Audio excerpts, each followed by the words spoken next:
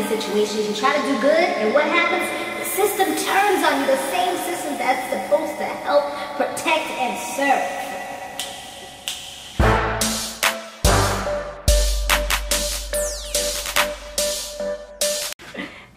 Samore Love Bugs, you have now tuned in to my haves and have-nots recap. Guys, be sure to subscribe if you haven't yet done so. Also, be sure to share this video wherever you like to share videos. Give it that good old thumbs up, and check out my other channel, which is Samore Love TV. That's where I do all my beauty and fashion, as well as my love and hip-hop recaps are over there as well.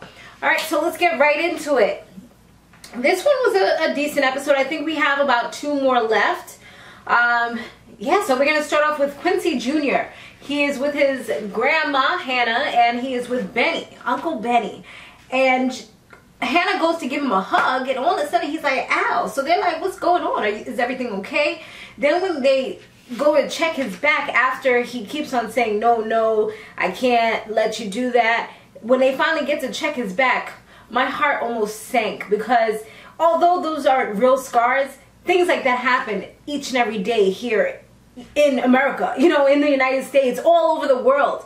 Kids are getting beaten and bruised and battered, and it's crazy because sometimes it's people that's closest to them.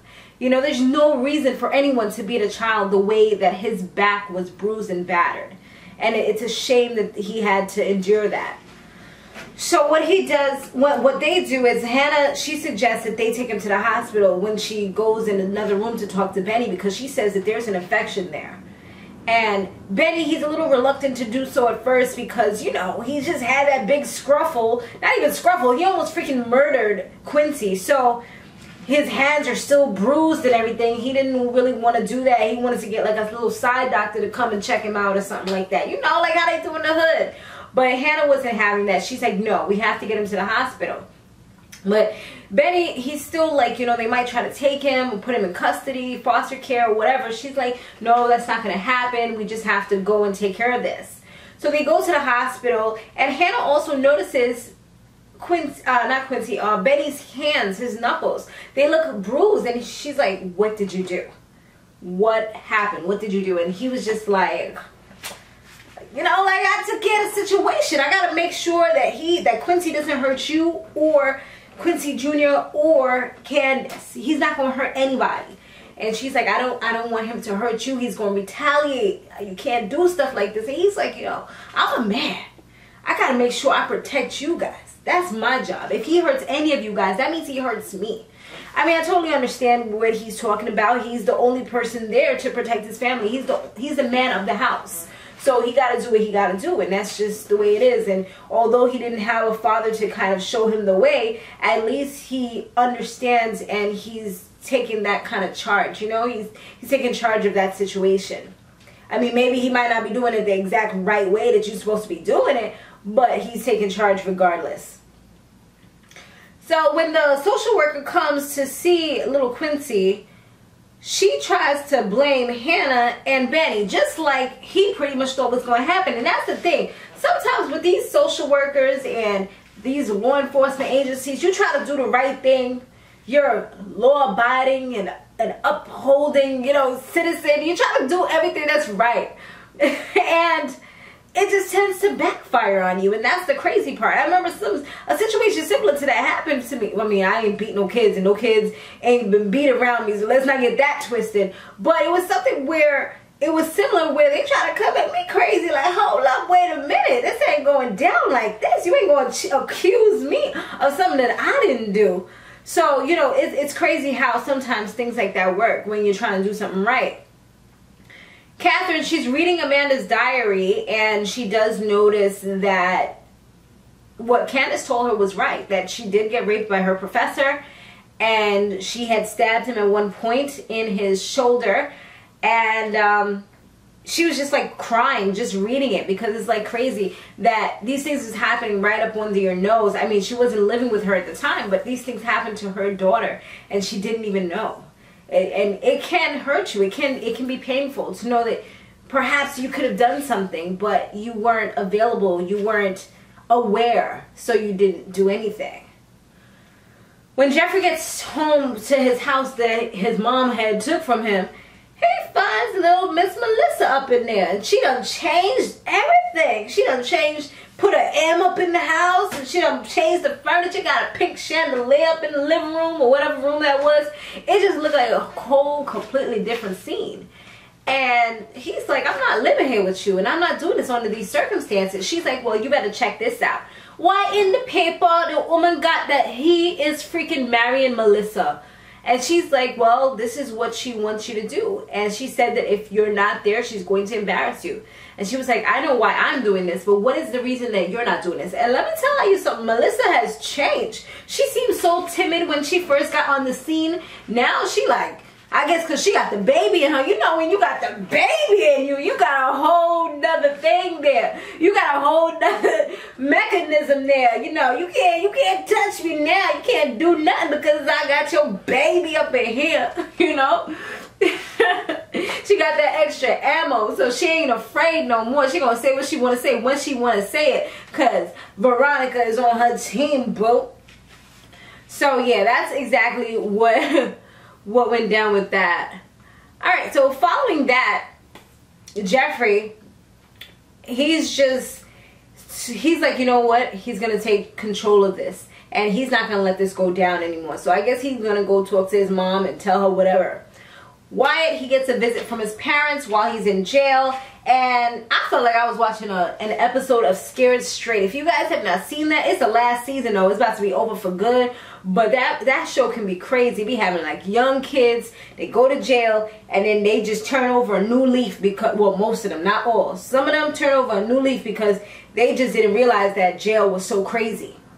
So that's exactly what happens with them. Now they're, he is like turning over a new leaf. He's just like, Dad, I'm sorry. Please get me out of here. It's crazy in here. I don't want to be here. I've learned my lesson. I'm not saying anything to the DA. It's like he is changing, honey.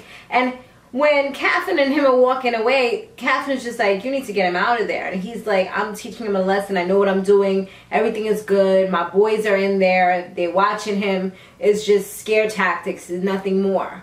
And she's not having too much of a good feeling. She doesn't feel easy because at the end of the day, it's jail. But he's assured that everything is good. But hold on, wait a minute. A little bit after that, there comes a new inmate into his room, into his little pen or whatever you call it, into his cell. And this guy is like, oh, so you don't want to kill that little girl. He's like, well, I'm a murderer too. And it looks like he's upset about the whole little girl situation. And he tells him to get on his knees. So I'm assuming that he's trying to make him do the slob and knob type of thing going down, which is crazy. Yeah, so it's about to not be a game anymore, because I don't think that's somebody that Jim would hire to do that. I mean, I know the other guy was kind of graphic, but I guess he wasn't really going to do anything. But this one, he ready. Supposedly his last cellmate had gotten stabbed, so that's the reason why he wasn't there. So Catherine and Jim, they visit Amanda's old professor. They have a little talking with him, and he looked like he's scared out of his backside. He looked so frightened. He looked like if he could have run, he would have run so fast, but he couldn't. So what he did is he's trying to like come up with lies and say he didn't really go there, but then he messes up and trips on his words and say that he only went there because, and then he thought that she was a prostitute. He thought that she was a part of that she was a working girl. So they're like, so you raped a virgin? He's like, I didn't know she was a virgin. I didn't know. He was like, I thought this was just business. So Jim takes it upon himself, just beats the guy up real quick, kicks him on the floor, hits him with the door of the car. Like, he went in on him. I'm like, Jim, ain't you running for some kind of office? What you doing? Where's the paparazzi see in the real world? If that was President Obama or somebody else running for candidacy, doing something like this, it would have went viral. You know what I'm saying? Like, cell phones would have made this viral. Television, paparazzi, viral. You know what I'm saying? So and there were people that were watching. So I'm like, where were the cell phones at? Whatever. Candace gets a call from Benny. At first her phone was kind of messed up, but she did the good old put it in the rice trick. I've never had to try that, but I wish I knew that years ago, because I remember there was a phone that I had that it was a Nokia. It got soaking wet in the rain because I was walking in the rain, a young girl. And it stopped working. I think after a couple of days it might have started working on and off, but it wasn't really working good. But if I would have knew, I would have put it in the freaking rice. Maybe that would have dried up all the water. But yeah, can't cry over spilt milk, and it was a whack phone in this day and age. Back then it was hot though, you couldn't tell me nothing. So she puts her phone in the rice, and now her phone is working and everything, and she finds out from Benny that her son's in the hospital. So what she's about to do is fly from New York. She's with that guy, and their relationship is really blossoming and blooming, and he's really a strong guy to be able to take up, not necessarily take up for her, but to be there for her. He's kind of like her rock. He's saying all the right things, and I really hope that he doesn't hurt her, because if he does, I feel like that would probably be the end of her. You know, that would be the end of any goodness that she had within her, because she's being vulnerable. She's putting herself out there for him. So he better not cheat. He better not lie. He better not do none of that stuff, because we're going to see a Candace with a vengeance. If you thought she was bad before, I bet you she's going to be even worse. But yeah, she's rushing back to come to take care of her child and go to the hospital and see what's going on with him. And she looks like she's just like, emotions are running high, and she's just overjoyed that they were able to find him. Alright, so that pretty much sums up the haves and have-nots. Guys, be sure to also check out my Bad Girls Club, which is going to be coming up on this channel as well. Thanks for watching. Be sure to stay fabulous, live free, and soar limitless. I'll see you in the next one.